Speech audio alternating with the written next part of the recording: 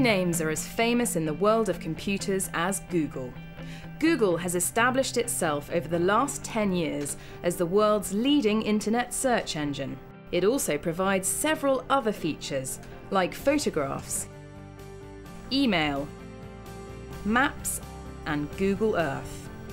Last year, its income was a staggering $17 billion. That's nearly £10 billion. Yet few people know how it operates or have ever seen its headquarters. Google operates from a complex of buildings which they call their campus in Silicon Valley, California, about an hour south of San Francisco. Here, its staff, known as Googlers, manage the global operations and come up with new ideas. About 3 years ago, Google adopted an active program of green initiatives at their global headquarters. It's really the commitment from our co-founders and our CEOs and our executives wanting to show a very physical commitment to the environment, but to also understand the options of renewable energy for our offices. It starts with transporting employees to and from the Google campus every day. We actually provide free shuttles, which in and of itself removes cars off the road, but now we fuel those shuttles with biodiesel. So we've reduced the diesel particulate emissions from our vans, but we've also just physically removed cars off the road because we have thousands of Google riders riding these free shuttles to and from work. Google also incentivizes people to purchase their own fuel-efficient vehicles. So if you buy a hybrid, you'll actually get a cash rebate from Google for it. We also incentivize people to bike to work, so you basically can earn points every day you bike, and Google will donate a certain amount of money to your favorite charity, depending on how many points you have. So there's really a lot of opportunities to contribute in your own way through your normal lifestyle. But Google has gone a step further. They actually have electric, non-polluting cars on site at the campus, which employees can use completely free of charge. So this is one of our plug-in hybrid electric vehicles. We took traditional Toyota Priuses and converted them into hybrid electric vehicles, so it has both a gas engine and it's an electric vehicle both. These vehicles are charged by our solar panels in the carport, so they're completely off the grid. We just plug them in. You just pull down one of these cords, give it a little more slack than that. And we actually have done a demonstration project with our utility company to show that the batteries can store energy on the cars, and later that energy can be put back into the utility grid. So instead of a turning ignition, it just has a little button. That's true on all Priuses. And of course, it doesn't make any noise when you start driving it. The electric engine can reach speeds of 90 miles per hour and is extremely fuel efficient. But the faster you drive, the more quickly you use up the electricity. If it does run out of juice, then it just switches over to a regular traditional engine. Another major green initiative that Google has adopted is the use of solar power at their campus. We're sitting amongst 9,200 PV panels that make up the largest commercial solar installation in U.S. history. Google took a bold step over a year ago, creating solar panels on 7 different rooftops and 2 different carport structures to build what is now carrying about 30% of the total load of this campus. The electricity from our solar panels offset about 30% of our electricity demand here at these buildings where they're installed.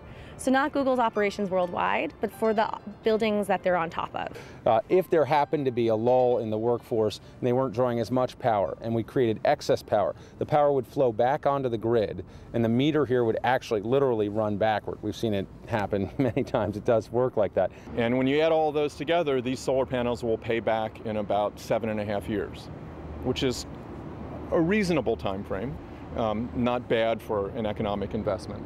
So they actually will pay back.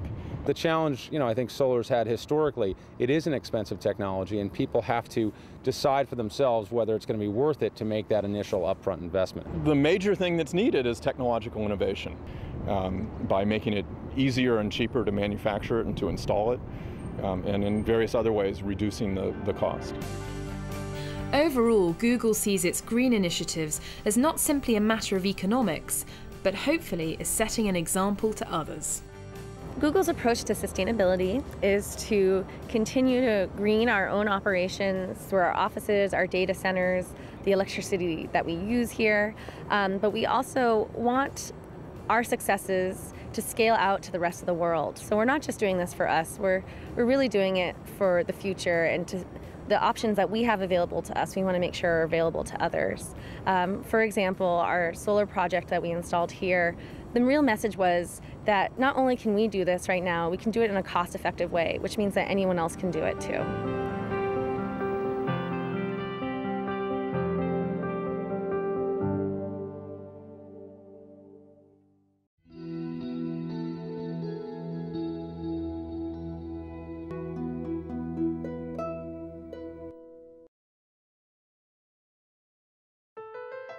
The Golden Gate Bridge spans one of the most impressive bays in the world and is gateway to the great city of San Francisco.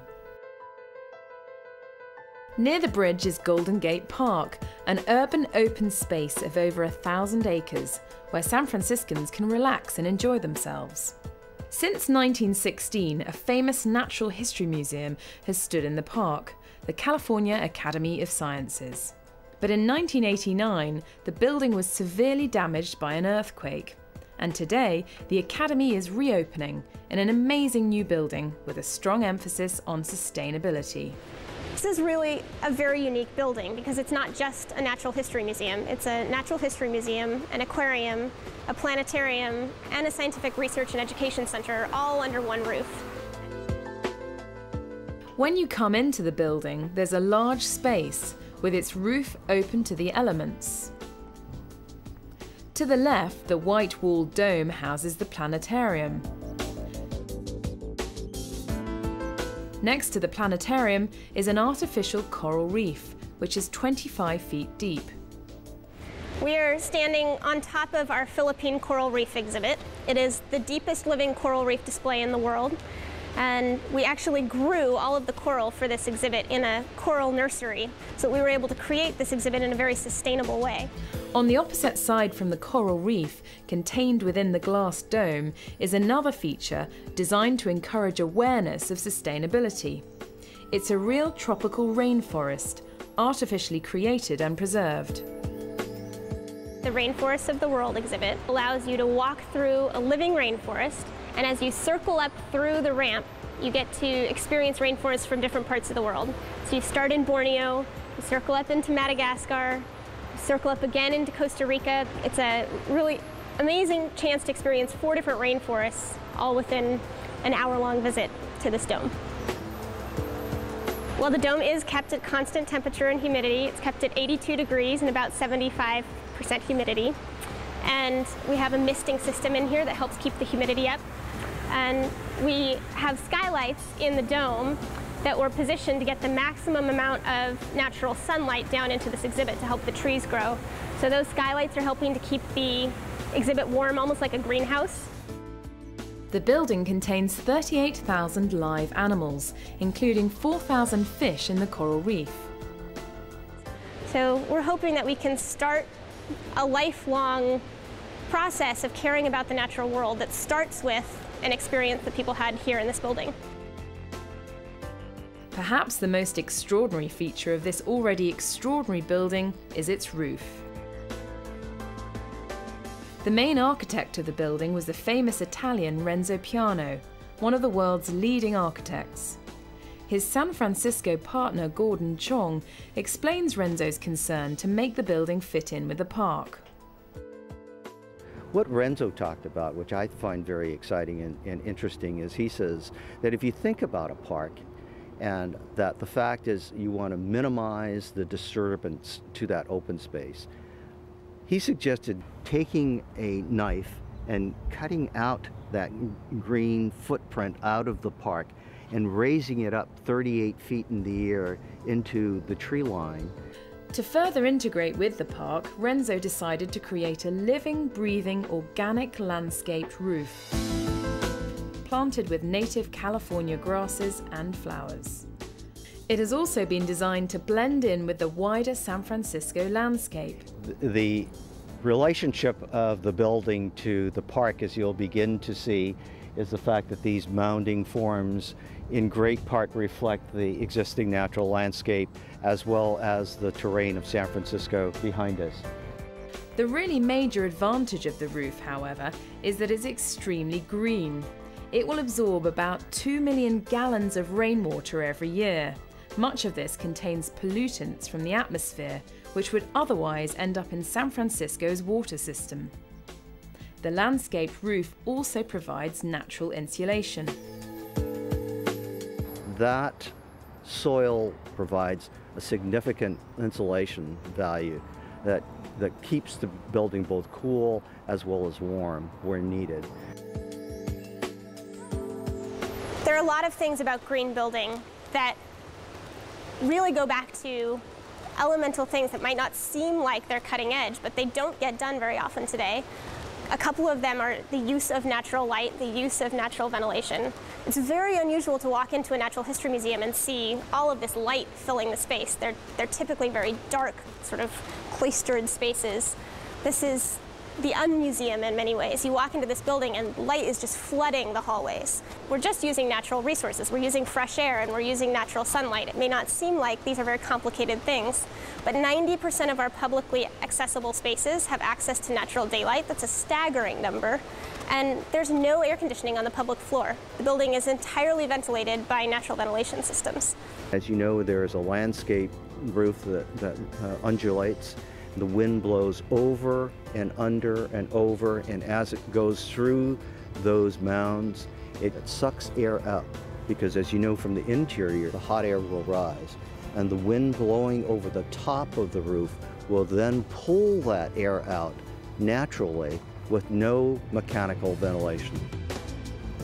A facade, or the skin of the building as we refer to it, changes in response to the outside environment.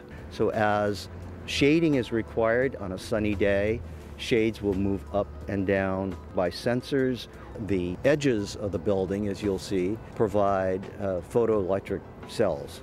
There are weather vanes at the top of the roof of the building that gives a computer all the data necessary to tell them when skylights need to be opened. It's like a body. It breathes and it changes in response to what's happening to the exterior of the environment. Buildings have been evolving over the last 35 to 40 years in a very wonderful and appropriate, socially responsible kind of a way. But probably the most encouraging part of what's happening today is that the public is demanding this. The new California Academy of Sciences building, then, is a revolutionary model of how a public building can be made sustainable.